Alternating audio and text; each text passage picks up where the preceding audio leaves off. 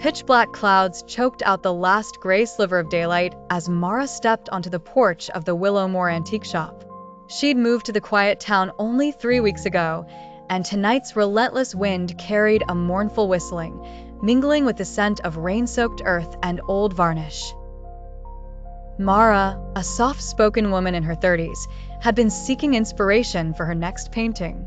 The shop's owner, Mrs. Callahan, was hunched behind the counter, her silver hair pinned tight, eyes fixed on a ledger. "Looking for something special, dear?" she croaked. Drawn to a corner, Mara's gaze fell on a dusty glass cabinet. Inside lay a porcelain doll, its eyes a watery blue, its hair the color of sun-faded straw. Its pristine dress lay oddly unsmudged amidst the shop's bric-a-brac. On impulse, Mara asked for it. "That doll's not for sale," Mrs. Callahan snapped, face tight. But as Mara pressed, the old woman relented, warning, "Keep it behind glass, and never, ever let it out at night." That evening, Mara perched the doll inside a locked glass case in her art studio. She washed the paint from her hands, but before bed, she glanced back. Those unblinking eyes seemed closer than before. The following night, storm clouds leaked lightning. Mara woke to muffled thuds and a whisper, like tiny fingernails on glass. The house was ice cold. A musty odor thickened the air. In the studio, the case stood open. The doll was gone. She scoured the rooms. Footprints, no larger than a child's, dotted the dusty wood. They led to her bedroom. The bed sheets were askew. Heart racing, Mara flung open the closet. Nothing.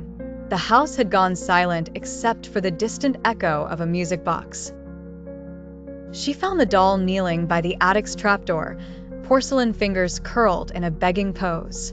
Mara locked it in a closet, stacking books against the door.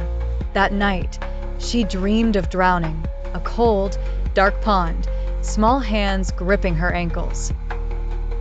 When she awoke, rain lashed the windows and laughter. A brittle child's laugh rippled through the house. The closet door stood ajar. The books were toppled. The doll sat cross-legged atop the bed, mud caking its white dress. Its tiny ceramic lips were open, as if mid-whisper. Mara tried returning it to Mrs. Callahan the next day, but the shop's windows were dark and papered over. No one in Willowmore had seen the old woman in years. Stricken by fear, Mara sealed the doll in the attic, nailing the hatch shut. Still, every morning, she found the doll somewhere new. By her toothbrush, wedged in the refrigerator, nestled in the garden among the wilted marigolds. As days blurred with sleepless nights, Mara's paintings grew strange. Dark water, blurred faces, hands clawing for air. On the 7th night, the air turned thick as syrup. The doll was nowhere to be found. Instead, muddy prints covered the ceiling, spiraling toward her bed. The police found Mara's studio deserted, brushes abandoned on damp canvas. The attic hatch was gaping wide. The porcelain doll sat on Mara's pillow, clutching a sliver of sun-faded straw hair, waiting for its next companion to bring home.